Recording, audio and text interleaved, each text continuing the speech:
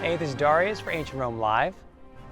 And in this episode of traveling along the Via Appia, we're going to be exploring the first 6 miles of the Via Appia. Now don't forget to hit the subscribe button so that you can follow along all the adventures. We're going to be going all the way to Brindisi. It's going to be quite an adventure. All roads lead to Rome, and of course they also lead out of Rome. And the Via Appia got its start here. So I'm standing in the Circus Maximus. It was the great venue for chariot races. Just beyond the Circus Maximus, you have a gate, the Porta Capena of the Servian Wall Circuit, the Republican Wall Circuit of Rome. That's where the Via Appia emanated from.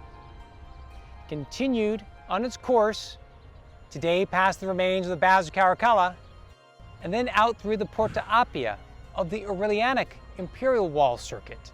That gets later renamed Porta San Sebastiano, referring to the church located along the Via Appia where you have the famous catacombs.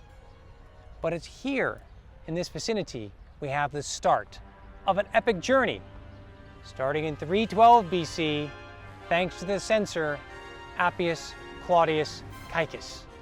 So we can begin from here, and we're on our way all the way to Brindisi.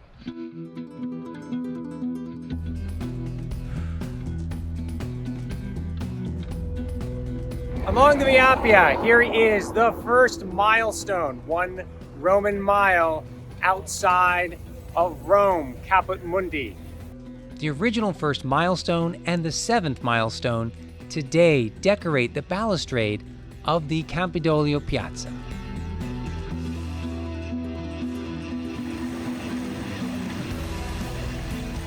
The Almo River, sacred to Magna Mater, where the cult statue was annually washed, passes right through the Via Appia, still flows today.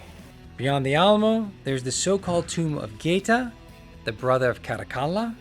Beyond that, the tomb of Priscilla, the wife of the freedman of the Emperor Domitian.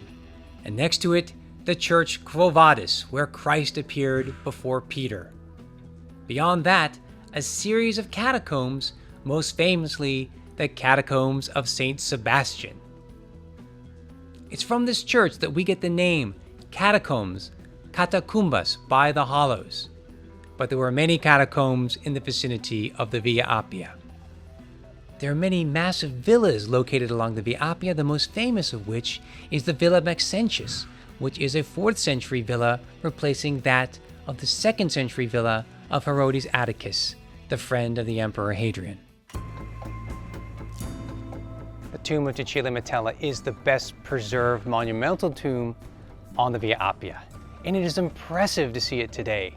It's almost 25 meters high, and it's the tomb of Caecilia Metella. She's married to the man, a certain Crassus, who's the grandson of the Crassus of the first triumvirate, the richest man of his day. So she's prominent, and she has this tomb to celebrate her life. And she's alive in the time of Augustus, and the reason why the tomb is so well preserved is it becomes converted into a fortification in the 12th century. The Caetani family controlled the access along the Via Appia at this juncture into Rome. So to get into Rome on the Via Appia, you had to pay a toll. Now when we look at the details of the tomb of Caecilia Metella, we can see the inscription, which gives us the biography of Caecilia Metella. We also have a series of decorations, including defeated foes in trophies, but also bucrania.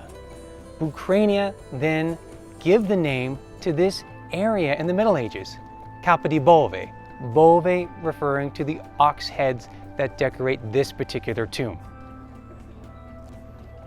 We can admire the monumentality of the structure. We can also take a look at the building techniques. And literally today, we can see the lines of where they're pouring in the concrete layer by layer and inserting within it huge blocks of travertine stone. Now in this case, the square base, the exterior marble and travertine stone have been robbed out. But we get a window into understanding how they are building this monument and why it's built to last. And when we take a look at this material right here, these are the basali. These are the selce, the volcanic stone. And there is a lava flow from 260,000 years ago that went right down parallel to the course of the Via Appia. And that material was mined here for the aggregate, for the cement, but also for the basalt stones that made up the Via Appia and other roads throughout Italy. And it's extraordinary just how resistant this is, and think that the quarry is literally next door. Walking on the Porta Appia Antica, you get to relive the reality of antiquity.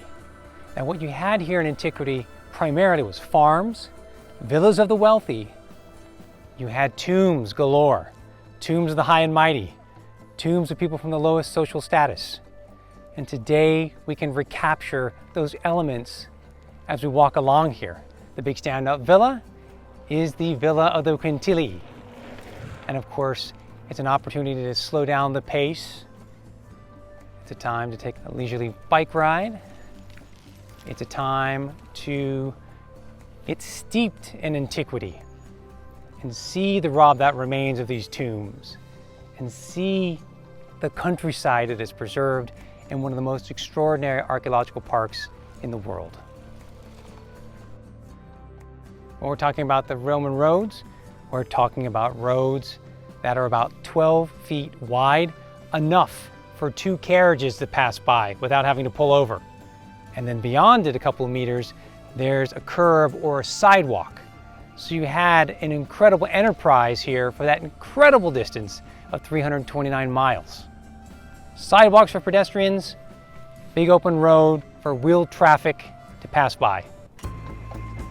The Via Appia pretty much runs straight and true, and that's one of the reasons why it's so famous and impressive. So right here, when you have a curve in the road, you kind of wonder why. And it seems to be tied to that old tradition of the battle between the Horatii and the Coratii, the battle between Rome and Alba Longa. And ultimately Rome wins that battle, and the Horatii and the Coratii, heroes of each of their respective cities, will receive monumental tombs. And this seems to be then that juncture where you do have those tombs located, but you also have the confines of the territory of Rome butting up against the territory of Alba Longa. Ultimately, it's Alba Longa that will submit to Rome. Along the Via Appia, I'm at the Sixth Milestone, and I'm standing in front of the remains of what was once the largest tomb on the Via Appia. So the best preserved tomb we've seen is the tomb of Caecilia Metella, but this one originally was larger, but fate wasn't kind to it. It's covered with a farmhouse in the Middle Ages, eventually replaced by a villa. So today it's known as Casal Rotondo. And of course we can look at it today, decadent, covered with trees and shrubs. It gives us an idea of what happens after the fall of the Roman Empire. So many of these tombs become the foundations of later inhabitations. And you can see some ruts in the road where the road pavement is original. Let's talk about originality here. The original Via Appia in 312 BC, it wasn't paved with these big lava stone pavers. First, it was just paved with gravel, but subsequently, it's going to be paved with the stone that's quarried from the lava flow from 260,000 years ago. That's right next to the Via Appia. And what we have then over the successive centuries, particularly on the emperors, is you get restoration, relaying of pavement, and so on. So we can't walk the road today and say we're walking on the road constructed by Appius Claudius Caecus in 312 BC, but we can certainly say we're walking along the ancient Via Appia, this straight avenue of grandeur lined with tombs for centuries.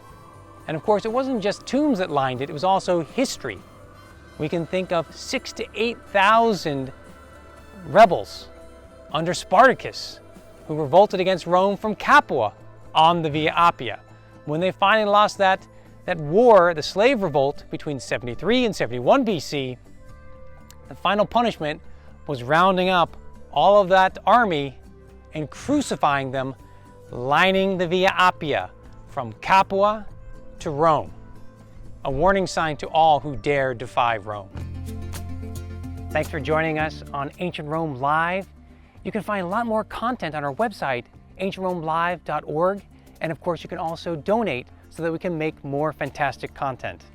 We're so excited about ancient Rome and empire and all that has been left behind throughout the Mediterranean.